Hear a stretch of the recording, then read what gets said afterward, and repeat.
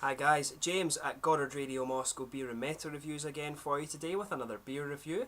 For this one, we are going to continue on with the second in my series of Kiwi beer reviews that I've been doing for you here in Auckland. And for this one, we're going to go down to the South Island, to a little town called Dunedin, right at the bottom of the South Island, if I remember my maps correctly. And we're going to have a taste of a beer from Emersons Brewery. So this is their seasonal Weizenbock, and if you've watched my channel before, you'll know that this particular style of beer is one that I really like from my time in Germany. So I'm quite interested to try this one today. Thank you again to the guys at Glengarry Wines and Spirits on Dominion Road for helping me pick out this series of beer for you as well. Go and check them out if you are watching from that local area in New Zealand. Very nice little beer selection they have there. But as is usual with my beer reviews then, I'll take you through a very brief history of the brewery. It is very, very short, but just fast forward to the tasting if you do want to go right there. The brewery website's in the video description for you below, along with a link to my other reviews that I'll hopefully do from these guys in the near future. So, to tell you about Emersons Brewery.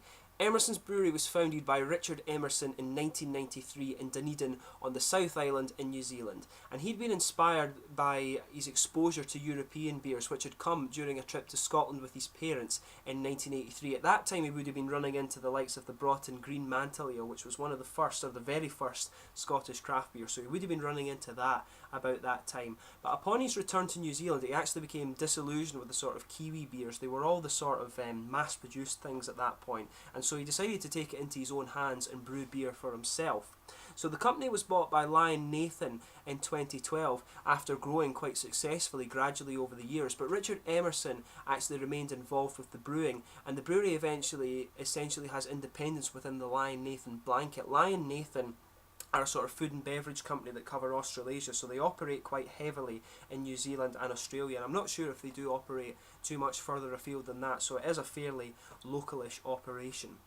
But since their inception, they've actually won many awards, and they're quite a decorated brewery, and now they do 8 beers all year round, and they have various seasonals as well, of which this guy is one. So to list their sort of regular beers for you, they have the London Porter, the 1812 India Pale Ale, the Weiss Beer, the Pilsner, Bookbinder Bitter, Old 95, Maris Gold, and the Oatmeal Stout. And their seasonals include the Thierry George, I wasn't sure how to pronounce that, American Pale Ale, JP, Whiskey Porter, Weizenbock, and also the Dunkelweizen.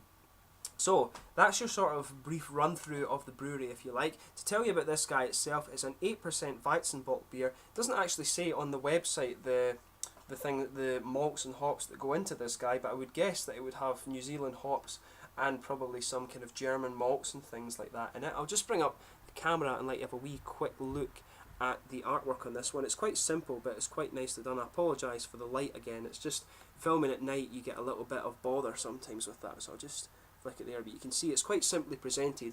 It's almost a little bit of a German style actually, but yeah, it looks quite kind of retro in that way. It looks kind of quite 1980s, and you can see on the top there just the Emerson's label on the top of the bottle cap, and as I said, it's an 8% ABV beer. So yeah, I'll just reset the camera and away we go. So we'll get this guy open and get on with the tasting here. Now the beers that I would normally think of with Weizenbock would obviously be the Schneiderweiss Aventinus and also the Weihenstephaner Vitus. So these are the two kind of go-to German variants of that style. So I'm really interested to see how the Kiwi one weighs up against these two. But Kiwi beer is actually, New Zealand beer and New Zealand hopped beer tends to be excellent, so I'm very hopeful for this guy, so we'll see how we get on there. I'll just set that back down for you, and then we'll get on with the tasting of this beer. You can smell the stone fruits off this as you pour it. It's a very, you can smell the stone and candied fruits of this guy. It's just a very fruity beer without even paying too much attention to it. But then you're getting a bit more of the caramel. So as you can see, it didn't pour with much head, but you actually do have that nice dark sort of rosewoody colour to this one. I'm not sure how well you can see, but if I put this into the light, you can actually see it on the bottom of the glass. But you can see it's got that nice kind of ruby edge to it, but it's definitely a nice mahogany, sort of rosewoody, chestnutty colour, this beer. As you could see, it had a kind of half finger of a sort of frothy white head, but that's gone down just to be some kind of really small bubbles just now. But you can see there is a little bit of carbonation going up to the top, but usually you expect these beers to be a bit smoother. There's a little bit of sediment particle floating around in the bottom there as well, and some just a little bit of carbonation. It looks a really nice beer. Smells very fruity, but if you pay attention to it a little bit more deeply, you pick up a nice little bit of toasted caramel malt in here. Actually smells like a really beautiful beer, I have to say. But nice caramel malts, slightly toasted. It has that kind of roasted, toasted brown sugar element to it, which is really nice. But you can pick up a little bit of the banana, and it's got the kind of sweet yeast and kind of white bread in there, but it really is the caramel that is the most prominent component of this beer. And there is a little bit, I think there's a little bit of nuts in there as well, a little bit of a nutty aroma. But there's a lot of, as I said, there's a lot of that kind of stone fruit, like figs, raisins, a lot of that coming out. And maybe just a little bit of the kind of candied fruits. It reminds me of sort of strawberries, or that kind of Haribo note in it there. There's no other real way that I find that I'm able to describe that, but it does have a nice kind of candied fruit element to it. But yeah, let's give this guy a taste and see how we get on. So this is the Emersons Weizenbock from Dunedin on the South Island of New Zealand. Cheers.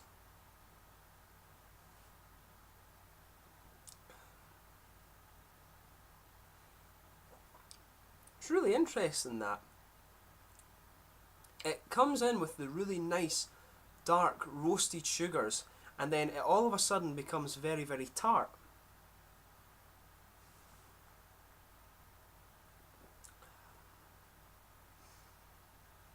Yeah, it comes in with that nice dark roasted sugar element to it, and that just goes in and attacks that kind of middle point at the front of the tongue, and then around the edges of the tongue you get the nice tart sweetness just coming out, and that sticks there. It's really interesting, that actually it's just an interesting transition in the flavour, and you'll feel this little oily ball that moves forward, and that helps bring out that kind of tart bit of the fruit.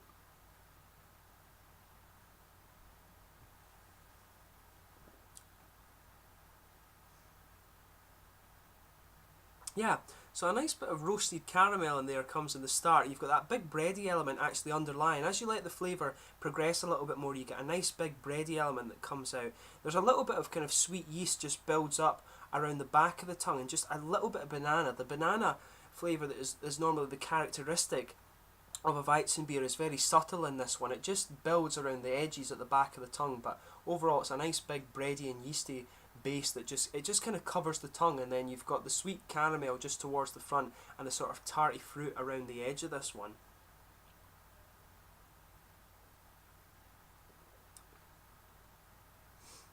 The fruit is actually quite acidic. It comes in just right at the front of the tongue, and it's just nice and acidic around the edges of the tongue there. It's a very interesting flavour combination, this one, so it's definitely worth trying if you like having beers that you have to think a little bit about the flavour.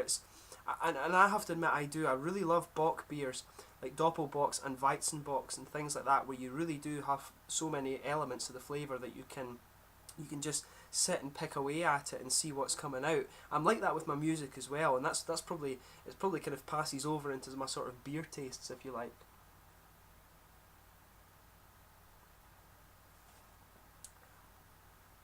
But yeah, what I would say about this in comparison to the German ones, the malt base is usually a little bit more prominent in the German ones. This is quite a fruity one, if that makes sense. The fruit is a lot more prevalent, and the caramel malts, it's usually, the German versions usually have quite a bit more of a punch from the bread. The blanket is usually a little bit thicker.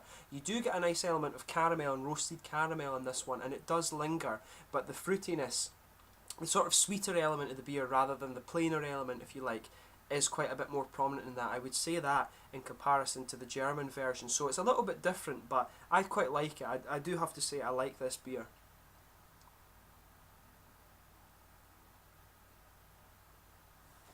But yeah, the fruity element, I have to say, sort of figs and raisins, but there is an element of candied fruit to it. You just get that around the edge. The edge of the tongue stays very wet, but the front actually gets a little bit dry, because that's where you get the kind of sweet caramel malts and stuff coming in. But as I say, it's a different kind of Weizenbock in my opinion, but it is a very likeable one. In terms of the mouthfeel, I would say it's definitely a full-bodied one, mid to full-bodied. I've got it quite chilled, so maybe as you warm it up a little bit, it will get a little bit. It will become very very thick, and you might get a little bit more of the bread and maybe a little bit more of the caramel actually lingering as you warm it up a little bit. I probably should have warmed it up a little bit more, but it's a very likeable beer. I really quite enjoyed it. It's got a nice kind of alcohol warmth to it. You can definitely feel that after you take a few sips of it, but it's a really nice beer. It's not too tart. The fruit is a little bit more prominent than you might expect from the style, but it's very smooth as well. So overall, I would recommend that you go and give this beer a try. As I say, a little bit different from the German variants because of the fruit content, but you know, it's a very good beer. And if the other Emersons beers are quite like this, which I'm sure they are, if the brewery is as because the brewery is quite decorated, they definitely are worth checking out. So anyway, I hope you've enjoyed this beer review. Please let me know in the comments section your own thoughts on this beer below. I always like reading them, and please like, subscribe, share, all the usual YouTube stuff. I hope you're enjoying this kind of short series of Kiwi beer reviews, and there will be more to follow. Cheers.